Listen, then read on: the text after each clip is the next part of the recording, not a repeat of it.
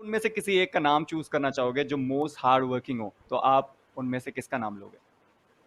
ज़्यादा मेन चीज़ आती है, जैसे एक बार हमने सुना था ऐश को कहते हुए कि पूरा इंडिया मार दूंगा, ऐसा कुछ सुनने में आया था। हाँ। बट उस हिसाब से अगर आपको हर प्लेयर को एक एक वर्ड देना हो, एक एक नाम उनको देना हो, तो आप उन्हें क्या दोगे और वो क्यों दोगे, किस बेसिस पे आपने उसे डिसाइड किया? तो कोच का कोई ऐसा एक मतलब फिक्स्ड आप रोल ऐसे बोल नहीं सकते, बहुत सारे रोल्स निभाने पड़ते हैं। स्ट्रैटेजीज, तो स्ट्रैटेजीज बनाना और गेम से रिलेटेड जो भी टेक्निकल पार्ट है वो तो है ही है। उसके अलावा मोरल बूस्ट करना, फिर एक तरह से मतलब उनका फ्रेंड प्लस मोटिवेटर बन के रहना, एजुकेट करना, गेम से रिलेटेड और ज़्यादा रिसर्च करना, मतलब वो सब चलता रहता है। प्लस जो बाकी चीज़ें रहती हैं वो भी मैं मैनेज करता हूँ उनके लिए। और जितना हमारा, अगर आप पेपर वर्क बोलो तो पेपर वर्क भी, क्योंकि फनाटिक इंटरनेशनल ऑर्ग है तो यहाँ पे सब एक तरह से सिस्टमैटिक वे में होता है। तो हमना पेपर वर्क भी रहता है, रिपोर्ट्स होती हैं, वो सब चीज़ों पे हम लोग काम करते हैं। बहुत सारी चीज़ें हैं बेसिकली। तो मतलब बहुत सारी चीज़ आपको हैंडल करना पड़ता है, बट एक चीज़ मैं पूछना चाहता हूँ आपको। जब आप कोच पे आए, मतलब जब पहली बार आप कोच किए, उसके जो पहला टूर्नामेंट था आपका पीएमएसन, उसका ही फनाटिक ट्रॉफी लिए, तो आपको कितना खुशी आया था? मतलब ऐसे तो एज ए कोच आपका फर्स्ट टाइम एंड उसके साथ आप टीम टूर्नामेंट जीत चुके हैं, ट्रॉफी उठा चुके हैं, तो कैसा लगा था आपको? फीलिंग कैसा था आपका? हाँ, वो मोमेंट ऑब्वियसली एक स्पेशल मोमेंट था मेरे लिए, क्योंकि जब मैं अपना लास्ट जो मेरा पबजी पीसी का टूर्नामेंट था वो मैं ख़त्म करके आया था, उसमें मतलब इस साल हम लोग सेकंड आए थे। मेरे को था कि अब फनाटिक ज्वाइन किया है तो पूरा इनके थ्रू जो मेरा वो टारगेट मिस हो गया था इस साल। लास्ट ईयर हम लोग जीते थे बट इस साल हम लोग रह गए थे, तो मेरा था कि इस साल वो टारगेट मैं फनाटिक के थ्रू अचीव करूँ। तो हमने वो शुरुआत कर दी थी स्क्रिम्स में, जो हमारे पीएमएस के मास्टरी स्क्रिम्स थे। उसमें एक इंडिकेटर मतलब मिल गया था मुझे कि हाँ पोटेंशियल है और हम लोग कर सकते हैं।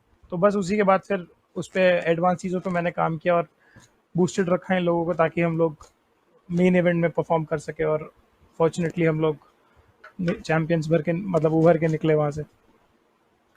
तो एक और चीज़ है कि लाइक एज ए कोच आपका डेली ड्यूटीज, डेली जो शेड्यूल रहता है वो पूरा हेक्टिक हो गया अभी को लॉकडाउन के कारण, या सेम टाइप का, या बढ़ चुका है, क्या है अभी? जैसा कि मैंने आपको पहले बताया था कि इतना कुछ खास चेंज नहीं आया है, बल्कि जो हमारे आवर्स हैं वो बढ़ गए हैं। जैसे हम पिछले जैसे 10 घंटा अगर हम काम करते थे तो वो 12 घंटा हो गया है, क्योंकि अब सारा जो भी काम हो रहा है वो घर से ही हो रहा है। और वैसे भी पबजी तो ऑनलाइन ही गेम है, तो इतना तो हमारा लग जाता है आराम से। 12 घंटा तो दिन का चला जाता है एवरेज। और फिनेटिक एक ऑल स्टार टीम है, ऑल स्टार टीम को अगर आप कोच कर रहे हो, और उसका ये कितना चैलेंजिंग है आपके लिए? चैलेंजिंग तो है एक्चुअली, क्योंकि जब ऐसे मतलब ये सब लोग फेमस हैं, सब लोग काफ़ी स्किल्ड हैं, तो जब थोड़ा बहुत ईगो क्लैशेस और वो सब तो नॉर्मली रहता है। तो वो चीज़ को मैनेज करने की मैं अपने मतलब बेस्ट ट्राई करता हूँ जितना मैं कर सकता हूँ। उसके बाद जो भी डिफरेंसेस हैं ये लोग खुद भी स्मार्ट है, ये लोग सॉर्ट आउट कर लेते हैं। तो एज अ टीम हम लोग काम करते हैं उस चीज़ में। सबका अपना अपना रोल रहता है। ओके, यस, बिल्कुल।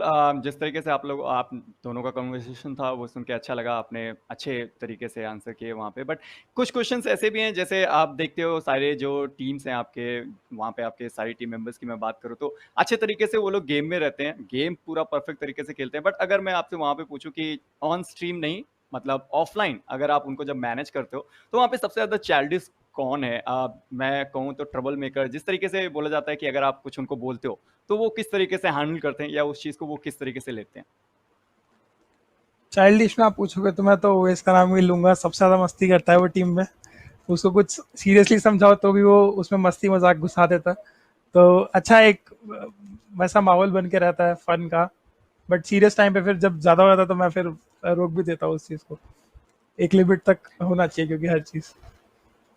यस, तो सही बात है, ये चीज़ एक लिमिट में होना चाहिए। बट उसके बाद जो मेन चीज़ आता है, जैसे सारी टीम सभी टीम परफॉर्म कर रही हैं, सभी टीम मेहनत कर रही हैं। आप फनाटिक की ले लो, बहुत ज़्यादा मेहनत कर रहे हैं। बट अगर आप उनमें से किसी एक का नाम चूज करना चाहोगे जो मोस्ट हार्ड वर्किंग हो, तो आप उनमें से किसका नाम लोगे? हार्ड वर्किंग में I would say Owais and scout both, because दोनों ही काफ़ी मतलब लंबे लंबे घंटे तक ग्राइंड करते हैं गेम को। उसके बाद अपना ऐश है, उसके बाद रौनक, फ्रैंकी, ये सब कुछ है। मतलब मैंने बेसिकली आपको असेंडिंग ऑर्डर में बता दिया। डिसेंडिंग ऑर्डर में, not ascending, sorry, my bad, yes ज्यादा से बट कम। अब यहाँ हाँ, अब यहाँ पे ज़्यादा मेन चीज़ आती है, जैसे एक बार हमने सुना था ऐश को कहते हुए कि पूरा इंडिया मार दूँगा, ऐसा कुछ सुनने में आया था। हाँ, बट उस हिसाब से अगर आपको हर प्लेयर को एक-एक वर्ड देना हो, एक-एक नाम उनको देना हो, तो आप उन्हें क्या दोगे और वो क्यों दोगे? किस बेसिस पे आपने उसे डिसाइड किया?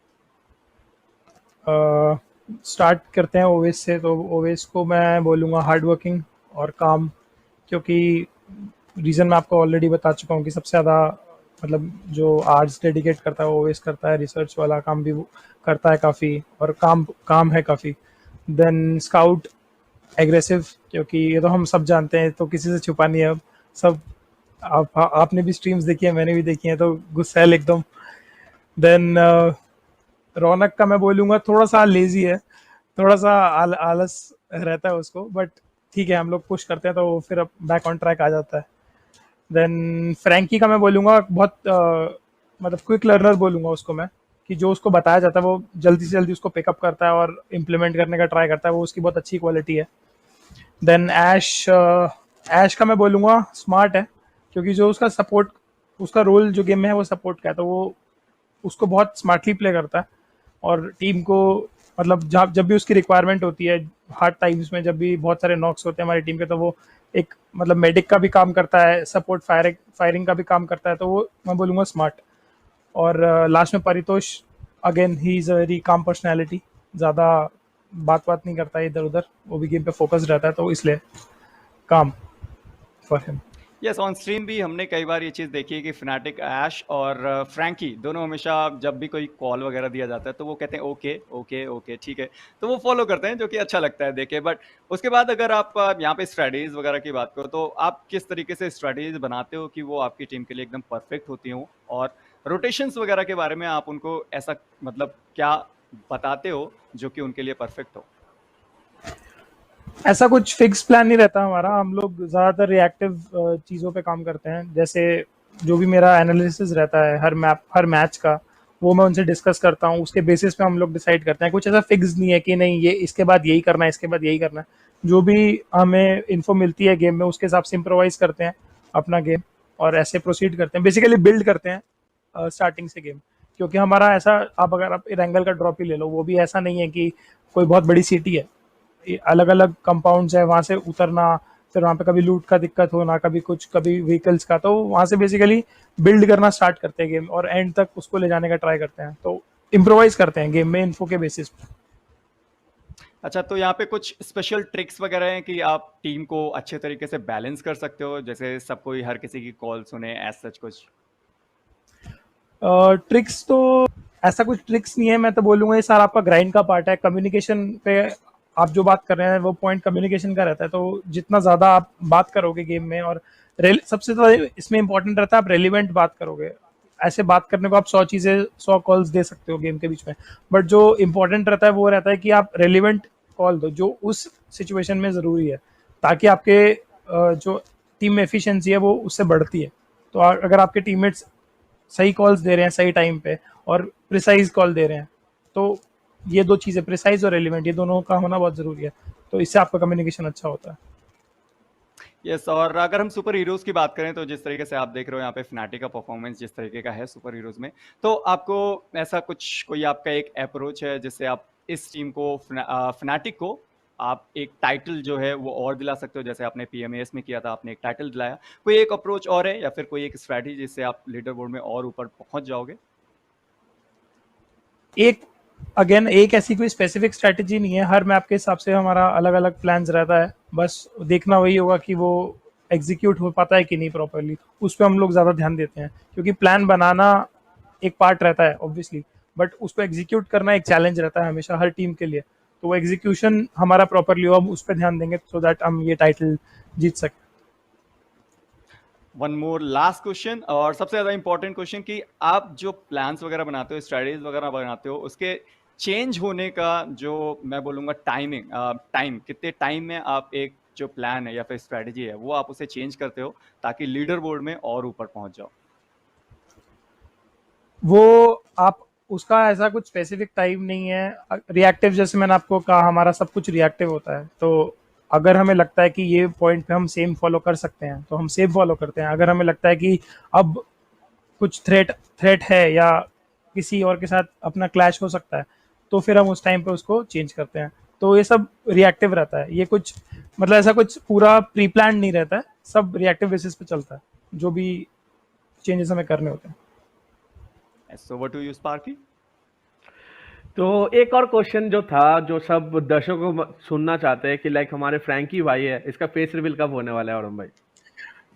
फेस रिवील फ्रैंकी का वो आपको हमारे कंट्री हेड जो है निमिश भाई वो बताएंगे आपको बहुत जल्द, क्योंकि ये उन्हीं का प्लान था।